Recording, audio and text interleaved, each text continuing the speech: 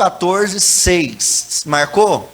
Agora abre Hebreus capítulo 8. Nós vamos ler dois textos em lugares diferentes. Hebreus 8, a partir do versículo 1. Então, João 14, 6 e Hebreus 8. Estou usando a versão ARA, Almeida, Revista e Atualizada. Quem trouxe o caderno já pode sacar, porque você vai anotar. É muita glória.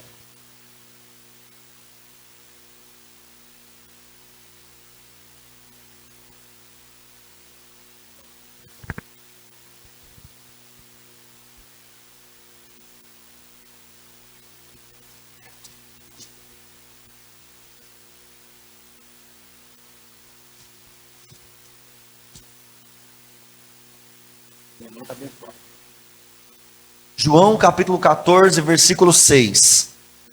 Disse-lhe Jesus: eu sou o caminho, a verdade e a vida.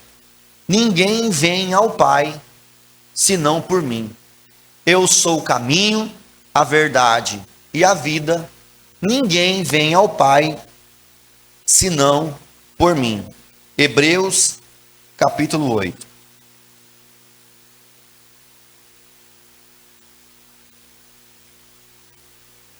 Ora, a suma do que temos dito é que temos um sumo sacerdote tal que está assentado nos céus à destra do trono da majestade. É Jesus, ministro do santuário e do verdadeiro tabernáculo. Vou contar até 3, você diz verdadeiro tabernáculo. 1, 2, 3. O qual o Senhor fundou e não o homem, porque todo sumo sacerdote é constituído para oferecer dons e sacrifícios.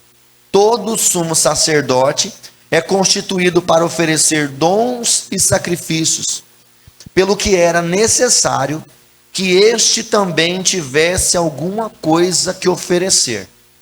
Ora, se ele tivesse na terra, nem tampouco sacerdote seria, havendo ainda sacerdotes que oferecessem dons segundo a lei, os quais servem de exemplar à sombra de coisas celestiais, como Moisés, divinamente avisado, estando para acabar o tabernáculo, porque foi dito: olha, faze tudo conforme o modelo que no monte se te mostrou.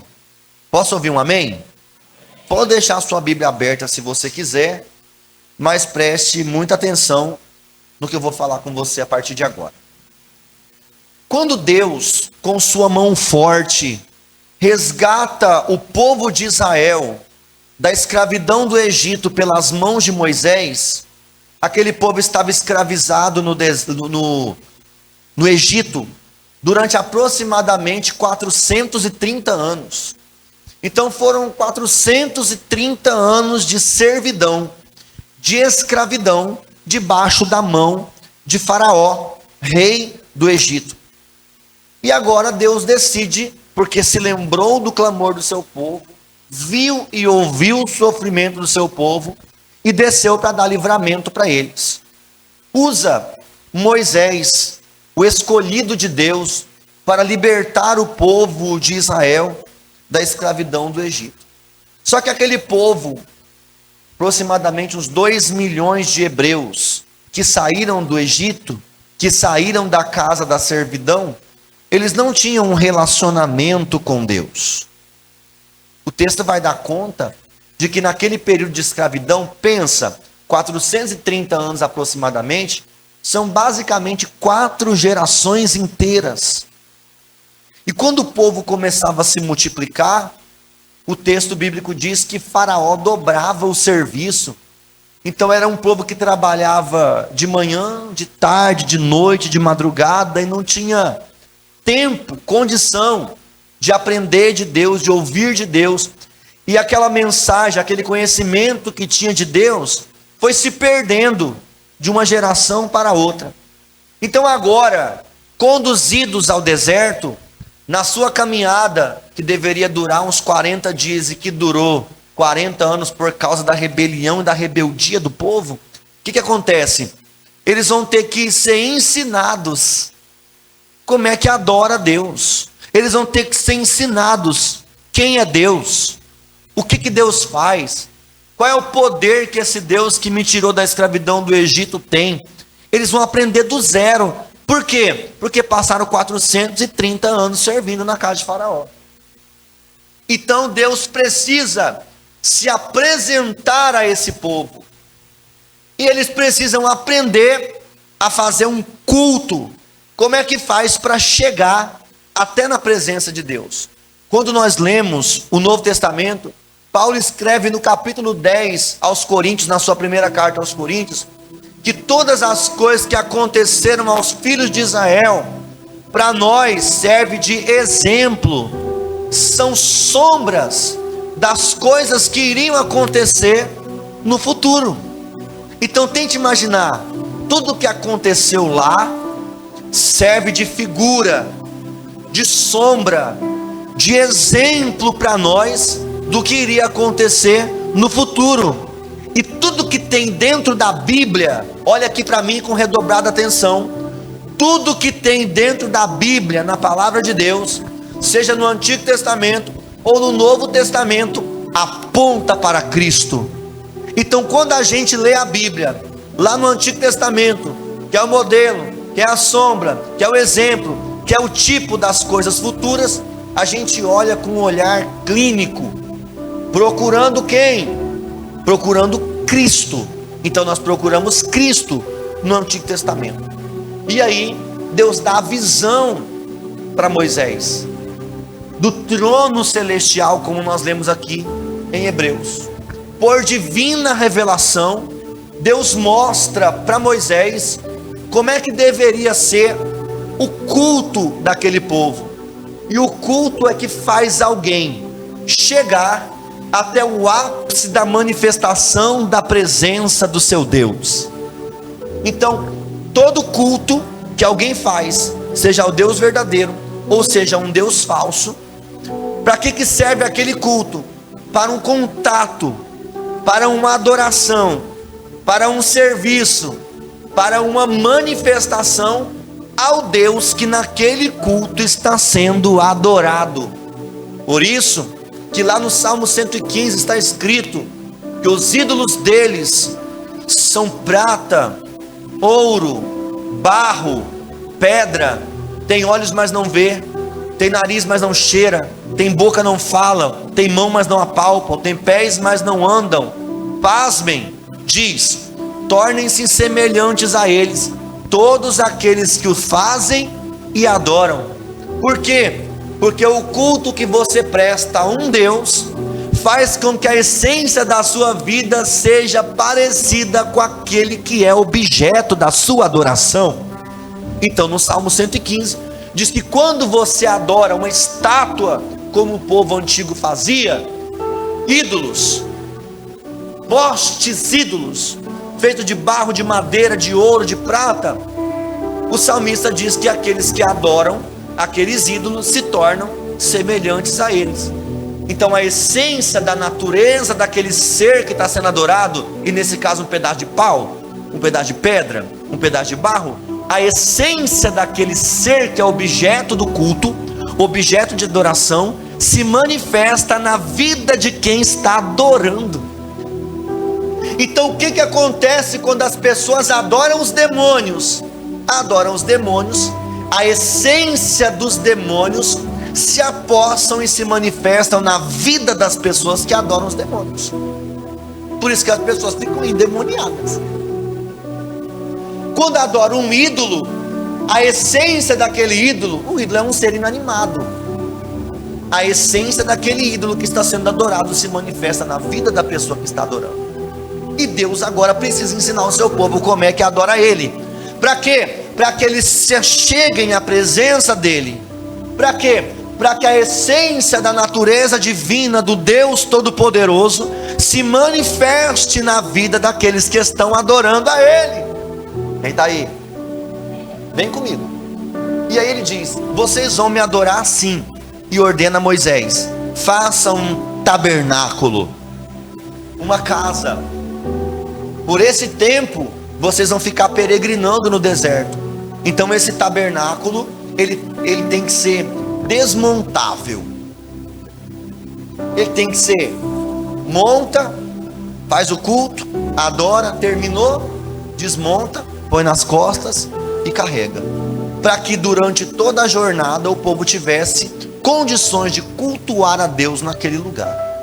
E eu quero conversar com você sobre esse tabernáculo e te mostrar hoje como nós podemos ter um caminho para adorar ao Deus vivo hoje na nova aliança, através de Cristo, que é o verdadeiro sumo sacerdote, de Cristo, que é o verdadeiro tabernáculo, como nós lemos em Hebreus. E ele disse em João 14,6 que ele é que é o caminho, ele é que é a verdade, ele é que é a vida, e que não tem como chegar até o Pai se não for por meio dele. Então o tabernáculo de Deus com os homens hoje na nova aliança é Cristo. Então, se antes o povo acessava o Deus que eles adoravam, para que a essência desse Deus se manifestasse na vida deles, era feita através do tabernáculo móvel, depois mais para frente no templo erguido por Salomão, e depois agora na nova aliança, que Jesus destruiu o templo, edificou em 3 dias, falando do seu próprio corpo, Cristo, o caminho que nos conduz até o Pai, para que nós possamos adorar o Pai, e para que a natureza da essência do Pai se manifeste em nós. Vamos junto? Aí ele diz: faça um tabernáculo. Esse tabernáculo era retangular, dividido em 3 partes. Era o átrio, o lugar santo e o lugar santíssimo. E tinha todo um propósito, todo um ritual, toda uma maneira que aquele povo deveria fazer para que conseguisse acessar a essência do Deus que eles iriam adorar, para que a essência daquele que está sendo adorado se manifestasse na vida de quem estava adorando. O átrio tinha uma porta, e essa porta era chamada culturalmente de caminho, porque era por onde entrava. No meio tinha uma porta que dava acesso ao segundo ambiente, que era o lugar santo, era chamado de verdade. E uma porta ou um véu, uma cortina, que dava acesso ao terceiro ambiente, que era o lugar santíssimo, que era chamado de vida. Então Jesus diz: eu sou o caminho, a verdade e a vida. Ninguém passa dentro do tabernáculo de Deus com os homens para alcançar o Pai, se não for por mim, que sou a porta de entrada, o caminho, que sou a verdade, o átrio, o lugar santo, e que sou a vida no lugar santíssimo, onde você acessa a presença de Deus. Posso ouvir um amém? Então vamos lá, para você entender. Quando você entra, você não, porque quem podia entrar na antiga aliança era somente o sacerdote. Eu imagino, quando eu imagino, eu falo que o desejo de Deus era que todos tivessem acesso àquele lugar. Só que nas primeiras tentativas de Deus se manifestar no meio de seu povo, eles já disseram para. Nós não queremos. O povo chega para poder ter o seu contato com o Deus que havia tirado eles do Egito. O monte está fumegando, as pedras saltando, a glória de Deus tomou conta, aquele monte fumegava, aquele negócio ficou sobrenatural. O povo diz: espera, nós não queremos esse Deus, nós não queremos conversar com ele, nós não queremos relacionamento com ele. Faz o seguinte, vai Moisés, fala com Deus o que a gente quer falar. Moisés recebe de Deus o que Deus quer comunicar, e depois vem e fala para nós. Então o que o povo escolheu? Olha só, Deus queria se manifestar ao seu povo, mas o povo não queria, porque ficaram com medo da manifestação gloriosa de Deus. Então diz: vamos fazer o seguinte, a gente fica aqui no nosso conforto, sem esse momento assustador aí pra gente e manda Moisés nos representando. O que a gente precisar falar com Deus, a gente fala para Moisés. Moisés vai lá e fala com Deus. O que Deus quiser falar com nós, ele fala com Moisés. Moisés vem e fala para nós. Então, o povo terceirizou o relacionamento com Deus. E agora, se eu quisesse acessar a presença de Deus, eu precisaria que outra pessoa, o sumo sacerdote, o sacerdote, fizesse isso no meu lugar. Então o tabernáculo era exatamente isso. O sacerdote entrava na presença de Deus no lugar de alguém que não teve a coragem de fazê-lo. Eita, é triste isso, né? Fala a verdade. Deus querendo se manifestar e a gente querendo. Vai lá e põe a mão na minha cabeça. Deus querendo falar e a pessoa, irmão, olha aí por mim e vê o que Deus está mostrando. Deus querendo dar direção e a pessoa, você teve alguma visão na hora que você estava falando comigo? Deus querendo trazer a mensagem ao coração e a pessoa vai na casa do profeta e diz, e aí? O que Deus te mostrou? Caso ou compra uma bicicleta? Deus sempre quis se relacionar com o seu povo. Deus sempre quis se manifestar no meio do seu povo. Só que agora, na antiga aliança, o sacerdote é que faz isso.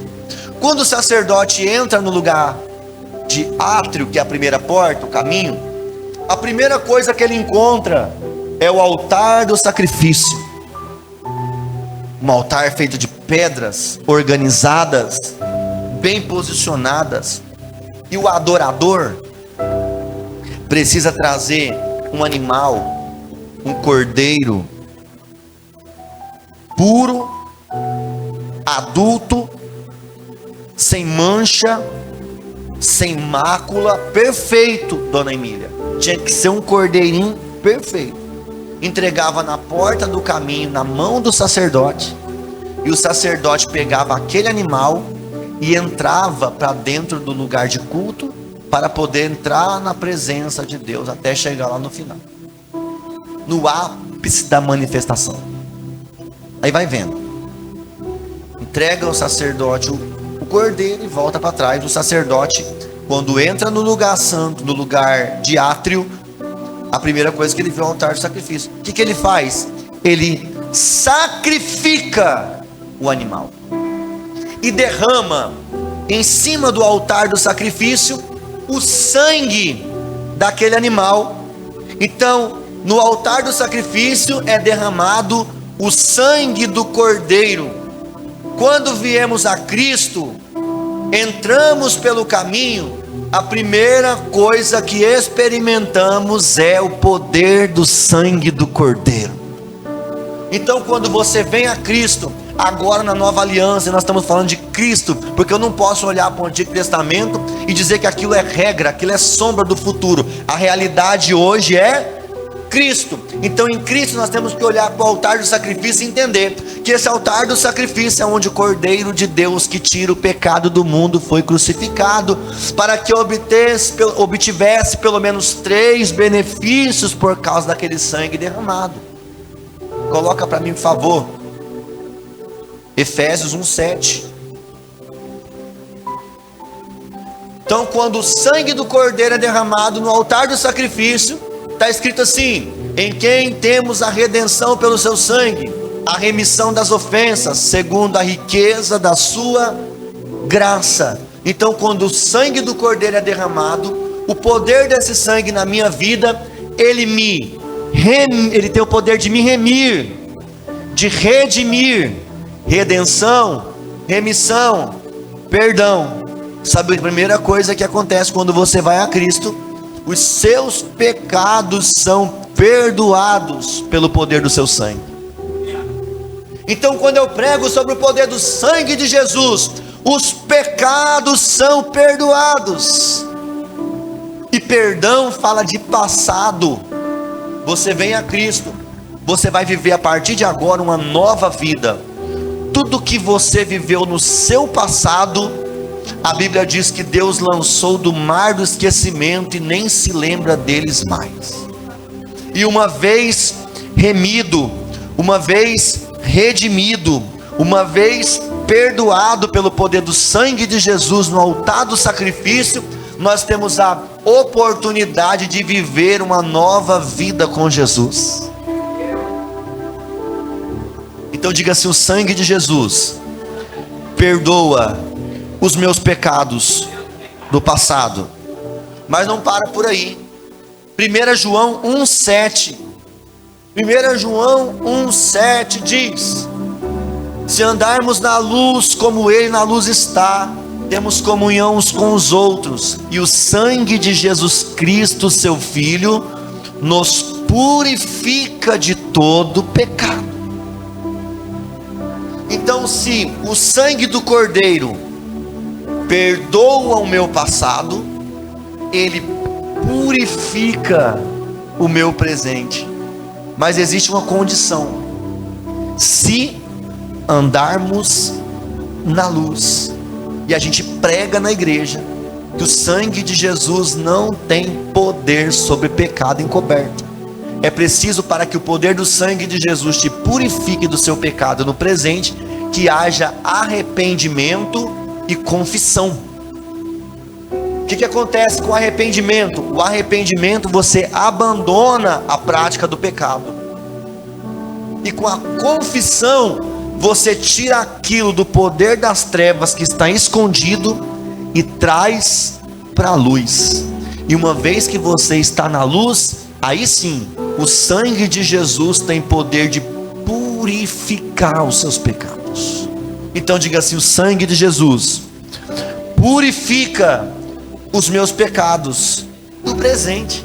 É você estar caminhando, e de repente você pecou, mas você se arrependeu e confessou. A palavra do Senhor garante: quem confessa e deixa alcança a misericórdia.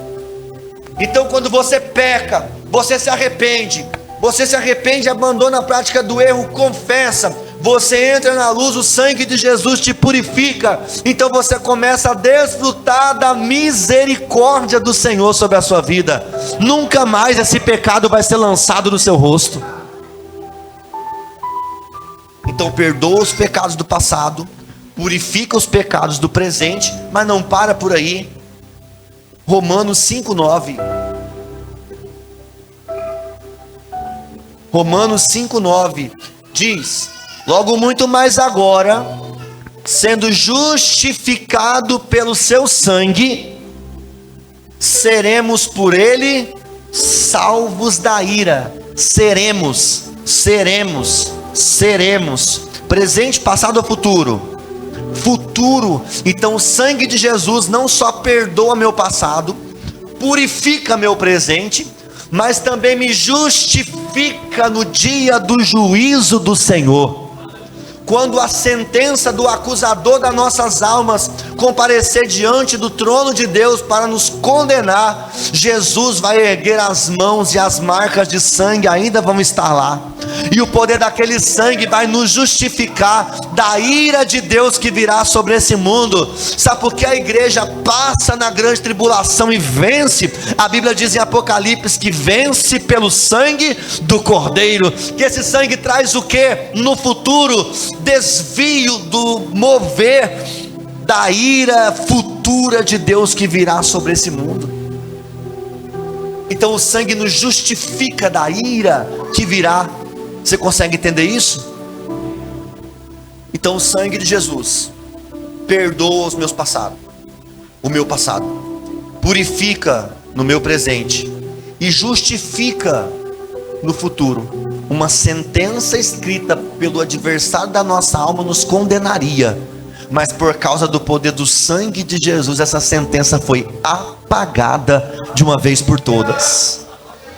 Então quando eu olho para o altar do sacrifício, é isso que eu preciso enxergar: o poder do Cordeiro de Deus que tira o pecado do mundo, agindo poderosamente sobre a minha vida.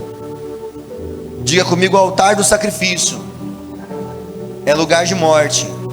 É isso, irmão, É isso.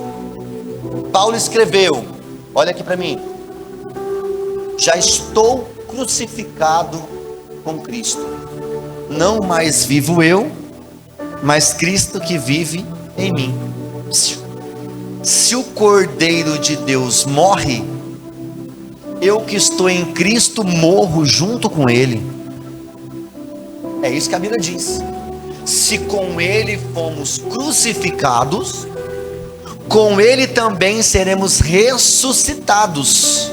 E a Bíblia vai avançar dizendo: o mesmo Espírito que ressuscitou Jesus dentre os mortos, também nos ressuscitará no dia do Senhor.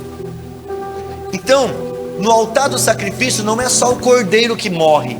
No altar do sacrifício, eu morro também junto com ele. Por isso, irmão, quando você estiver orando, você tem que ter a preocupação de avançar na oração. Tem muita gente que na oração não consegue chegar nem no altar do sacrifício, que dirá lá no lugar santíssimo. Na vida de oração, enquanto a sua carne não morrer no altar do sacrifício, você não consegue pisar no Santo dos Santos. Tem gente que diz: eu oro, pastor, mas eu não sinto nada, eu não navego no oceano do Espírito Santo, as minhas palavras acabam, vem uma preguiça, vem um sono. Você precisa passar desse lugar. Os primeiros minutos da oração, você ainda está no altar do sacrifício, você não morreu ainda. A oração, olha isso aqui, anota quem está anotando: a oração me ensina como morrer.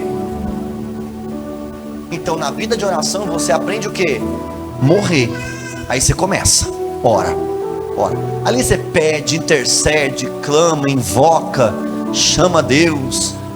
O cansaço começa a dar, as pernas começam a bambear, e você vai orando, Tem gente que nesse estágio volta para trás e fala amém.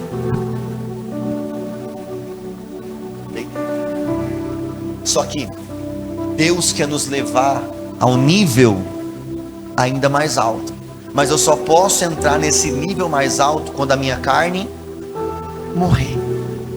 Então a oração me ensina como morrer. Um forte antídoto contra o pecado que gera morte. O que? A oração. Ou a oração te faz parar de pecar, ou o pecado faz você parar de orar. Quando você está em pecado, a primeira coisa que você faz é parar de orar. Por quê? Porque você acha, pelas acusações de culpa do adversário da sua alma, que você não vai ser ouvido por Deus. E a Bíblia diz que Deus não ouve o pecador, mas Deus não ouve o pecador que não quer se arrepender. Porque diz a palavra do Senhor: a um coração quebrantado e contrito não desprezará, ó Deus. Então você se lembre, quando as acusações vierem sobre a sua mente, que você tem um Cordeiro de Deus que tira o pecado do mundo e que te limpa com seu sangue precioso, e que uma vez, irmão, quebrantado e arrependido, você pode sim ser ouvido pelo Senhor, você pode sim entrar na presença de Deus. E o diabo engana as pessoas, ela peca e para de orar. Na verdade, quando pecar, tem que orar dobrado. Quando você tiver com a sua carne desejando o pecado, sabe o que você faz? Uma oração. Eu duvido você passar na sua carne pulando, você ficar 20 minutos orando, se você vai ter perna para poder correr em direção ao pecado depois de você orar. Já imaginou você de joelho orando e fala: levanta, vamos pecar agora? Ou o pecado faz você parar de orar, ou a oração faz você parar de pecar, e você escolhe o que você quer para a sua vida. Posso ouvir um amém? Então ele passa pelo altar do sacrifício. Depois do altar do sacrifício, vem a pia de bronze. Como que é a pia de bronze? De bronze, cheia de água.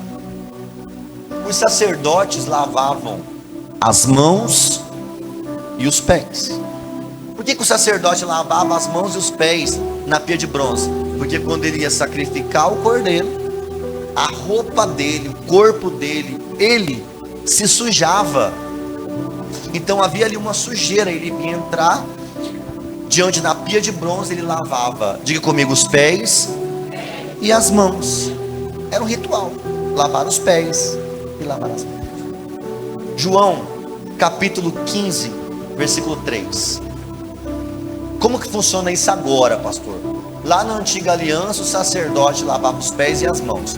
E agora, a gente lava o quê? Jesus disse: vocês já estão limpos pela palavra que vos tenho falado. Um dia os fariseus começaram a questionar os discípulos de Jesus, perguntando para Jesus: você está doido? Por que os seus discípulos não lavam as mãos antes de comer? Esse era um hábito, uma cultura, uma tradição, lavar as mãos. Só que Jesus está dizendo aqui no versículo 3 de João 15: vocês já estão limpos, e limpos pela palavra. Então, uma vez, irmão, que você está vivendo na palavra, o que é a pia de bronze para nós? A palavra. É a palavra que vai te limpar. Então, pastor, a palavra lava o quê? Eu lavo a mão, lavo o pé, lavo a cabeça. Como que funciona isso? João 13, 10. O sacerdote lavava o quê, gente? Pés e mãos. Aí Jesus disse: aquele que está lavado, amém? Não precisa, não necessita de lavar, senão os pés. Não precisa lavar as mãos, mas precisa lavar. Por que precisa lavar os pés? Pois todo o resto, todo mais está limpo. Ora, vocês estão limpos, mas não todos. Então Jesus vai dar aqui uma dica. O sacerdote lavava os pés e as mãos. Vocês não precisam mais lavar as mãos. Por que não precisa lavar as mãos? Mãos na Bíblia são obras, e ninguém é justificado pelas obras. Você consegue entender? Como que seria se ele mandasse lava as mãos? Era como se a gente apresentasse a Deus as nossas obras, e isso valesse para Deus alguma coisa na nossa justificação. As nossas obras não servem senão para atestar que a nossa fé é uma fé viva, porque a fé sem obras é morta. Mas uma vez que as obras estão vivas, isso significa e denuncia, é um termômetro para apontar que a fé também está viva. Mas entenda comigo isso aqui: quando nós comparecemos diante de Deus com as nossas obras não podem nos salvar. Elas podem nos garantir galardão, recompensa. Mas recompensa e galardão não tem a ver com justificação, perdão e purificação. São dois lugares totalmente diferentes. Quem está me entendendo? Então as mãos não precisam lavar, porque nós não somos justificados pelas obras. Mas lava os pés. Por que tem que lavar os pés, pastor? Ora, é simples. Desnecessário lavar as mãos, porque não vivemos das obras, mas lavar os pés é necessário para que o nosso caminho permaneça limpo. Você é crente, mas você anda. Posso fazer uma pergunta e não precisa me responder, é retórica, é só uma pergunta reflexiva. Por quais caminhos os teus pés têm andado? Quais lugares você tem ido? E sabe, esse mundo inteiro aqui, jaz no maligno. Então, por mais que você seja puro, por mais que você seja santo, por mais que você esteja limpo, você anda por lugares que contaminam os seus pés. E aí o que você faz quando você chega na presença dos pés? As mãos não precisa lavar, porque as mãos não dizem respeito às obras, ou as obras não fazem sentido no processo de purificação. Mas eu chego diante de Deus e limpo os meus pés. Por quê? Para que o meu caminho permaneça purificado. Por isso que tem um hino da harpa que diz: que meus pés somente vão onde? Onde os santos possam ir. É possível? Não. Você entra em lugares que são consagrados a demônios.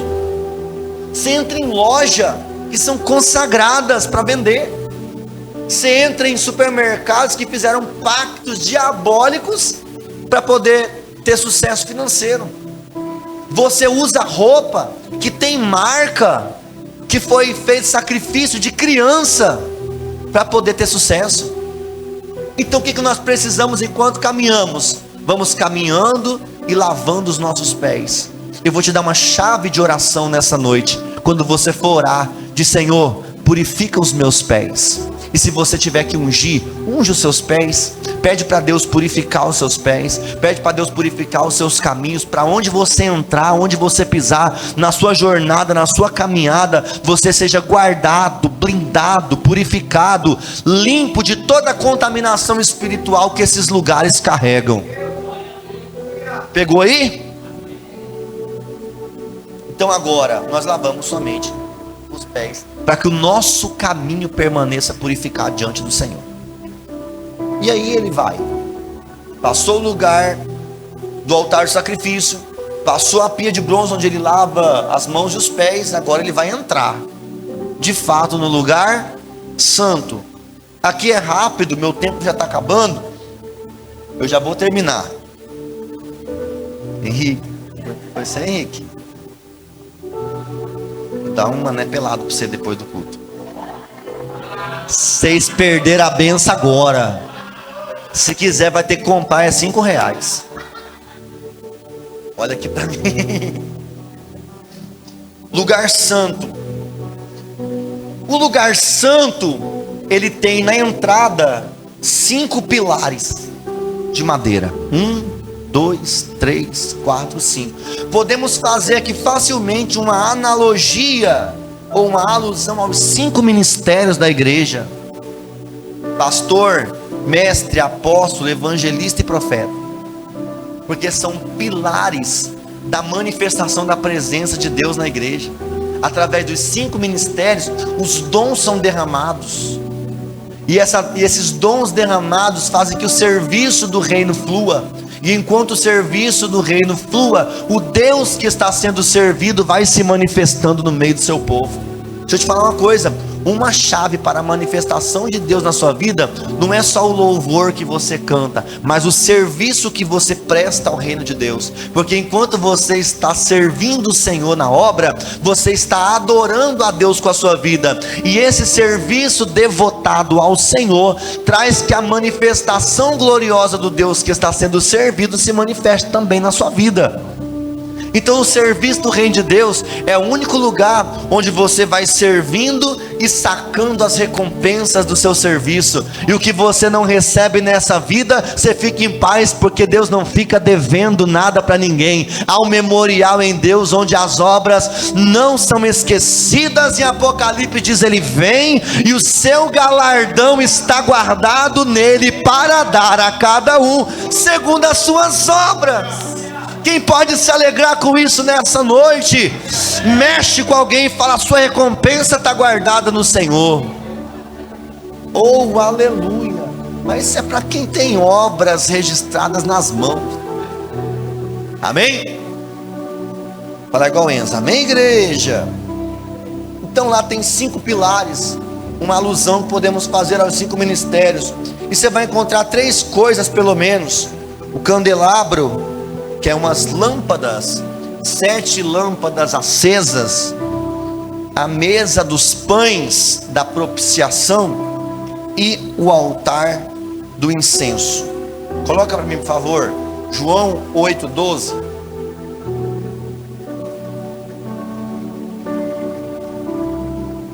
A lâmpada acesa, o candelabro.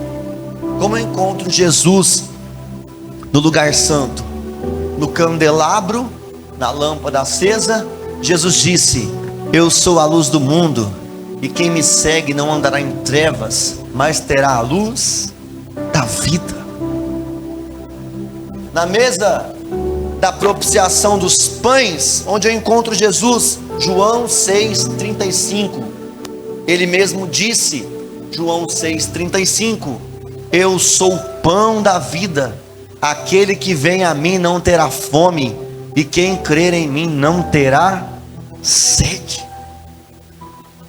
Então, no candelabro, a lâmpada acesa, ele é a luz do mundo, e na mesa dos pães, ele é o pão da vida.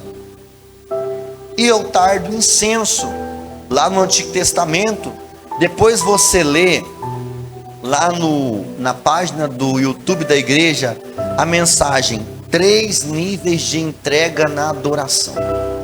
Eu prego sobre esse altar do incenso e quais eram as 3 especiarias que o sacerdote usava. Fala muito sobre adoração, sobre louvor. Quem é do louvor pode estar se deliciando com essa mensagem, porque fala dos 3 níveis de entrega na adoração: estouraque, ônica e gálbano. Depois você assiste lá e seja edificado através dessa palavra. Mas o altar do incenso, coloca para mim por favor Apocalipse capítulo 5 versículo 8.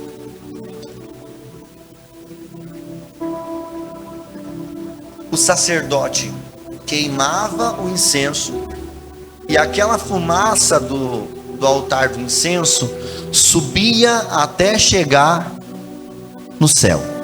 Aí no capítulo 5 versículo 8 de Apocalipse diz assim: e havendo tomado o livro, os 4 animais e 24 anciãos prostraram-se diante do Cordeiro, tendo todos eles harpas e salvas ou taças de ouro cheia de incenso, que são as orações dos santos. Veja, no trono de Deus, quando João tem a visão do trono de Deus, ele vê lá harpas e taças, e diz que essas taças estavam cheias de incenso, e diz que esse incenso que chegou lá no céu era as orações dos santos. Então, quando na antiga aliança o sacerdote acendia o incenso, era como se o clamor, o pedido, a adoração, a oração daquele povo chegasse como incenso até o trono de Deus. Olha para mim, aquela fumaça do incensário era a comunicação do povo com Deus. É onde o meio era o veículo que as orações subiam até chegar a Deus. Quem é o nosso incensário no Novo Testamento, na Nova Aliança? Porque isso aqui era lá para o tempo da lei, sombra, tipo. Quem é o nosso incensário? Quem é o nosso incenso? Jesus. Como isso, pastor? 1 Timóteo capítulo 2, versículo 5. Se lá na antiga aliança era uma fumaça de incenso que levava as orações dos homens até Deus, na nova aliança, 1 Timóteo capítulo 2, versículo 5 diz: porque há um só Deus e um só mediador entre Deus e os homens, o qual é Jesus Cristo, homem. Quem é o incensário da nova aliança? Cristo. É Ele que media a nossa vida com Deus. Quando nós oramos, é através de Cristo que as nossas orações são ouvidas e assistidas diante do trono de Deus. Ele é o mediador entre Deus e o homem, não é outro. Tem gente que quando vai orar, pede intercessão de outros que não são Jesus, pede intercessão de um santo, pede intercessão de alguém, diz: olha, eu vou pedir para o fulano falar com o ciclano falar com Deus. Essa medida de mediação aí não faz parte do contexto de quem recebeu a Jesus Cristo como seu único suficiente Salvador. Por quê? Porque através de Cristo o acesso foi livre para que as nossas orações sejam recebidas e respondidas dos céus. Ele é o nosso altar do incenso. Por fim, e não menos importante, passou no altar de sacrifício, lavou as mãos e os pés, entrou no lugar santo, candelabro, mesa dos pães, altar do incenso, e agora ele vai se deparar com um véu, uma cortina. Essa cortina, ela servia para separar o lugar santo do lugar santíssimo. Por quê? Porque no lugar santíssimo, dentro daquele ambiente separado, fechado, estava a arca da aliança, o conhecimento informal, que é da cultura, diz que depois que passa a cortina, o sumo sacerdote dá 7 passos. 1, 2, 3, 4, 5, 6, 7. Quando ele dá o 7º passo, ele está de frente da Arca da Aliança. Quando ele vai voltar, ele não volta, vira e vai, porque ninguém dá as costas para a presença de Deus e sai vivo. Então ele está aqui de frente da Arca da Aliança, ele faz o serviço de adoração. Então como que ele volta para trás? Ele volta 1, 2, 3, 4, 5, 6, 7, e quando ele dá o 7º passo para trás, a cortina encosta nas costas dele. Então ele sai do lugar santíssimo, porque ali na Arca da Aliança está a tipificação da manifestação máxima da presença de Deus. É ali que a glória e a presença de Deus se manifestam.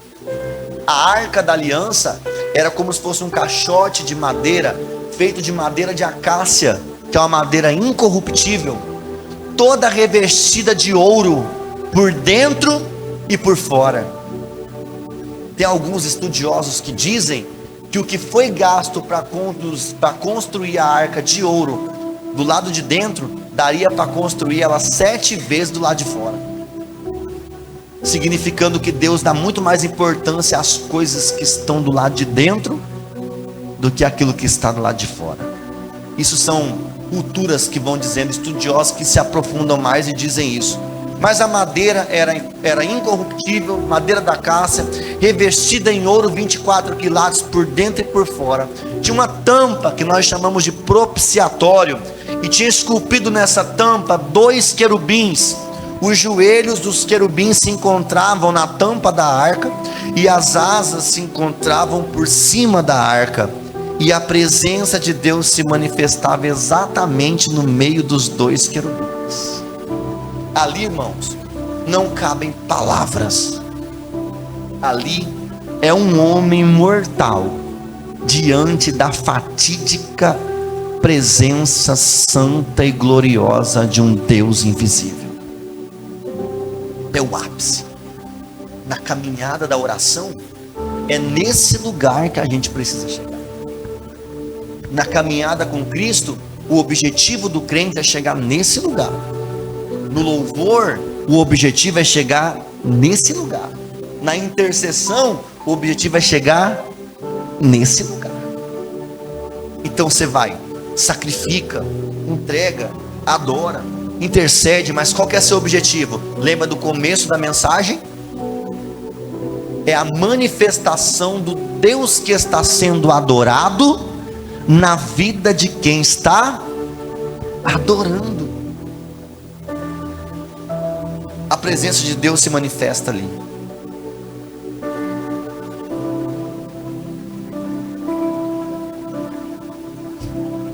Fica de pé, por favor. Esse relógio é meu inimigo, mas eu não vou até 9h30 não. Nós já fomos até 9h30 semana passada. Deus, irmão, fica até bravo.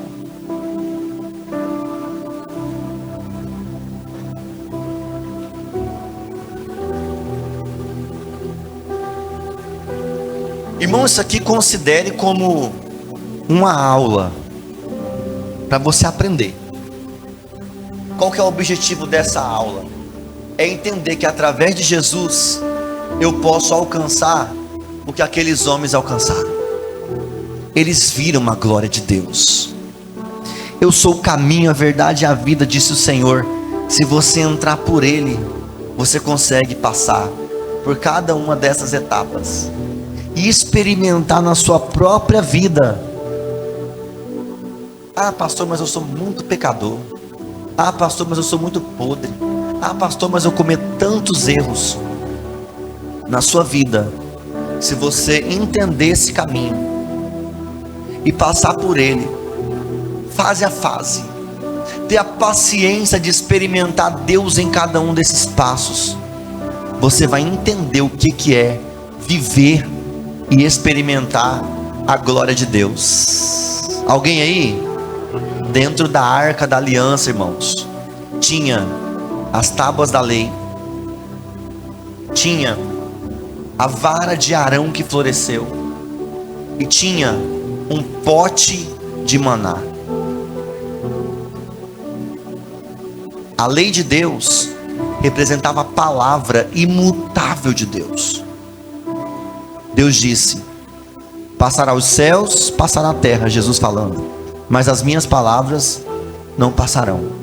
Diga comigo assim: tábuas da lei, a palavra imutável de Deus. Lá tinha também a vara de Arão que floresceu, a autoridade de Deus. Sabe, ninguém nunca vai poder se investir contra a autoridade de Deus.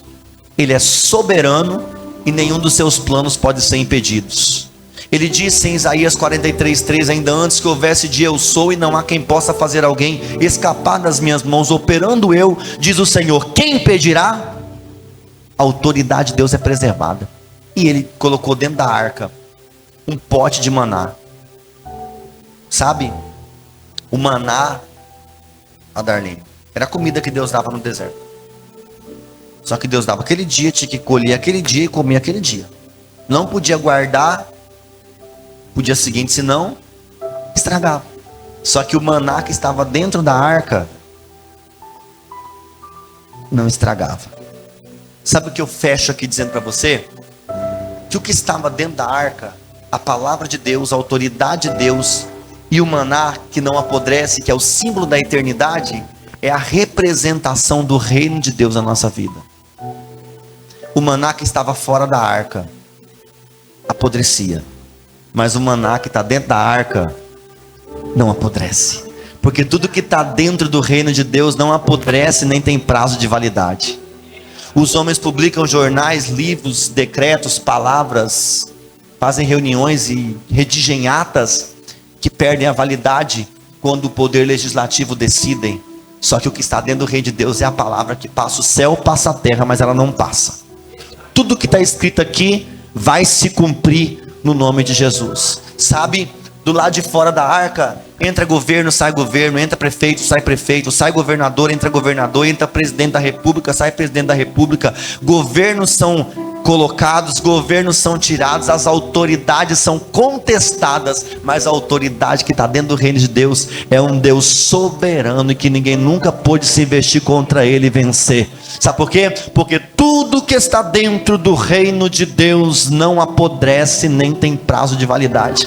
Vamos orar, levanta as suas mãos e pede que esse reino se manifeste na sua vida. Começa a orar, levanta o seu clamor agora e pede: Senhor, que venha sobre a minha vida o teu reino. O teu reino não apodrece, a tua autoridade não pode ser invalidada sobre a minha vida.